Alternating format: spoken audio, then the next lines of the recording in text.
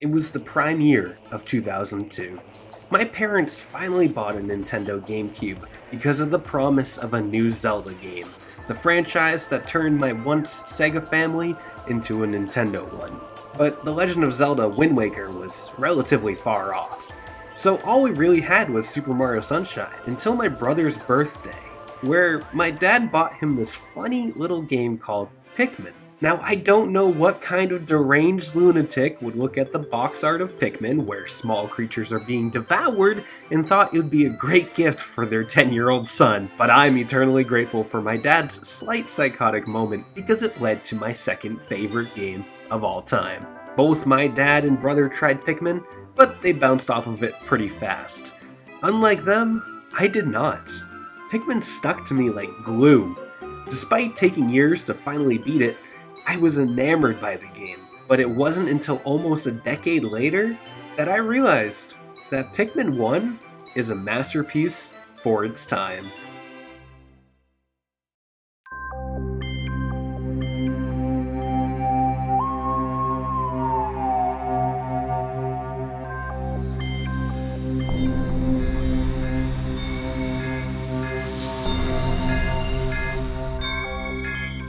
Captain Olimar has been struck by a space rock.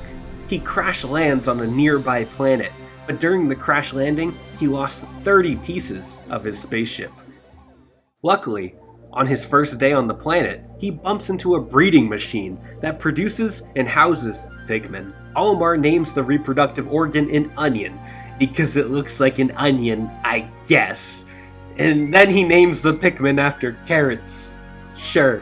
Olimar then commands the Pikmin to help him gather his missing ship pieces from 5 different areas. When you hear people talk about Pikmin, it's often joked about that Olimar subjects Pikmin to slavery, but Pikmin are a dependent species that need guidance, so Olimar and the Pikmin benefit each other. It's more like consensual slavery. That doesn't sound much better. Scrap that. Oh yeah, by the way, you also have 30 days before you suffocate and die. Good luck! The gameplay of Pikmin tackles a third-person real-time strategy approach, where Olimar throws Pikmin at objects to collect, areas to solve puzzles, and enemies to defeat. All this while on a time limit. 13 real-life minutes a day. 30 days. Your anxiety levels will skyrocket. It's an incredibly original concept. Sure, it's a combination of genres, but it's one of those formulas that not many games have tapped into. This originality just adds to the charm of it all. I want you to stop and think, what other game is like Pikmin? Do not say Hotel Transylvania 3. Now, how is Pikmin a masterpiece for its time? Well, I'm underlining, bolding, italicizing, and a bunch of other punctuating the for its time part, because that is key. Back in 2001, this was incredible. This was a masterpiece in 2001, in my opinion.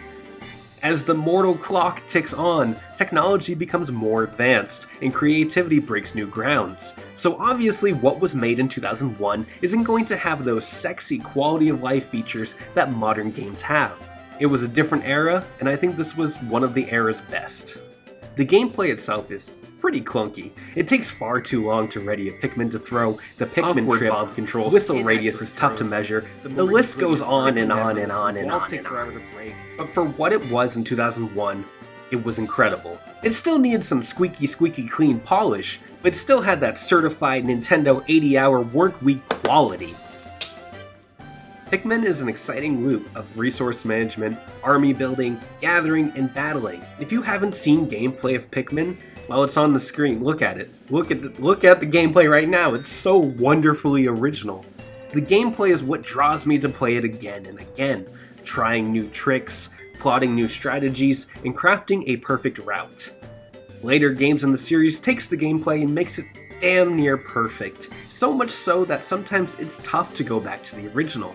But once you get into the groove, it's really not that bad. But enough about the gameplay. The most scrumptious piece of this delicious game is the narrative, the world, and the atmosphere. Ooh, yes. Outstanding narrative in an early Nintendo game? No way. May I introduce you to Metroid? Actually, it's funny that I bring up Metroid because Pikmin tells its story in a very similar manner that Metroid Prime 1 does. Whenever you reach the end of a day, you receive a daily report from Captain Olimar. This could be a tutorial or a recap of some events that happened during the day. There are 68 possible logs the player can get, and with each report, Olimar adds in a bit of character. You get an idea of his emotions and feelings towards this isolation he's experiencing. Can you imagine the absolute mess his mental state is? Like being stuck on a planet alone, slowly accepting death's grip on your puny mortal body? Oh my god. He's a bit too optimistic sometimes for my taste. I mean, I respect that optimism is great, but like personally, if I were in Olimar's position, I would just actually sit in the fetal position for 30 days until I perished. That's me though. These logs are the only characterization that Olimar gets, but they're enough. A lot of people overlook Olimar's character potential. I think he's one of the best written characters in Nintendo history, honestly. Sure, in Pikmin 2 he's kind of like this capitalist slave, which is relatable. And in Pikmin 3 he's mostly absent, so his character's not really there. But in Pikmin 1, you get these logs that just really dive into his psyche, and you get to know what he's feeling. Olimar has this entire backstory. He has a family. He has these emotions. He's afraid, but he's positive. He's optimistic. It goes a long way. These logs go a long way in building Olimar's character. We go really deep on Olimar's character, and that's because he gets so much writing. He gets so much writing for his character, more than I think any other Nintendo protagonist gets, and I think that's wild and fascinating. Olimar is such a fascinating character. He's so cool. But the logs aren't the only source of storytelling. You can feel Olimar's dread just by walking in the world he's stuck on.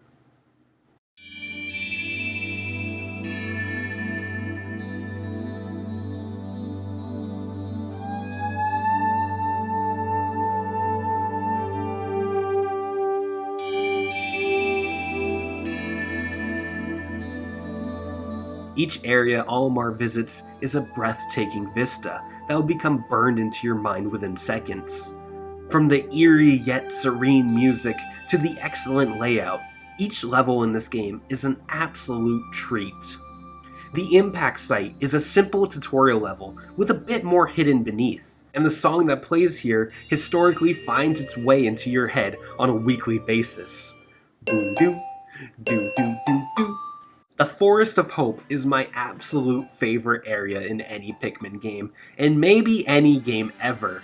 It's so simple yet menacing. It's where the danger of the planet becomes apparent. It puts into perspective how ruthless this mission is. I love every centimeter of this forest and will put it on a pedestal when discussing the best of the best. If I somehow fertilize an egg, I'll end up naming that child Forest Hope surname. And I hope they don't find this video and finally learn the origin of their name. The Forest Navel is up there for worst name ever because of Olimar's stomach fetish. This area is a dark labyrinth that pushes the player to really strategize and try different routes. It's like a maze with so many entrances and exits. It's so fascinating, it's so beautifully designed. And it's gloomy, it's dark, it's frightening. I like it a lot because it's a lovely contrast to the fourth area, the Distant Spring. The Distant Spring gives you this warm morning feeling whenever you land in this summery wet land. It's bright, the music is calm, it's surreal. It always feels like waking up in the morning. Maybe because waking up in a moist environment is common in the era of climate change. And finally, the final trial, which is simply a big puzzle that requires each type of Pikmin and leads to the final encounter of the game. It's a lovely final trial. Damn, these names are so clever. Each area breathes life into the world. They create an unsettling and alien atmosphere. Creating a living world is always very difficult for a game to do, but when they pull it off, it is unbelievably attractive. and I love it. I snort that shit up. But I don't think these worlds would hit as hard if they weren't accompanied by the stellar soundtrack. Pikmin was composed by Hajime Wakai, a man who should be a household name, honestly, because he's responsible for some of the greatest video game tracks in human history. The entirety of Star Fox 64, Mogera and Mini-Boss from Wind Waker,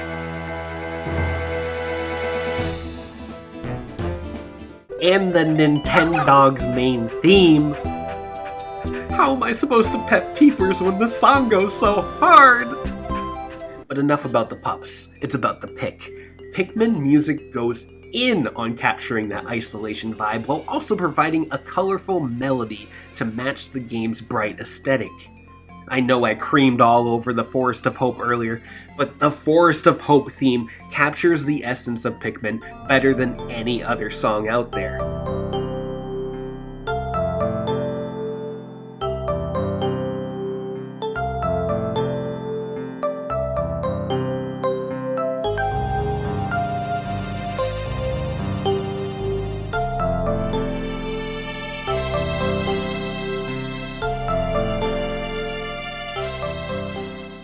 Except environmental noises from Super Smash Bros. Brawl. Oh. Oh. Ooh. Ooh, this is flames. Oh my... Jesus! Oh my god!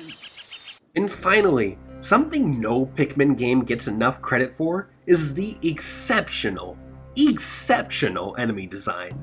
Monsters in Pikmin are either downright terrifying, flat out freaky, or just the cutest things ever. Oh, the good bread bug. Oh, I love you, bread bug. Oh my god. When I was a wee lad, I would read the Pikmin manual endlessly, just to look at the monster designs.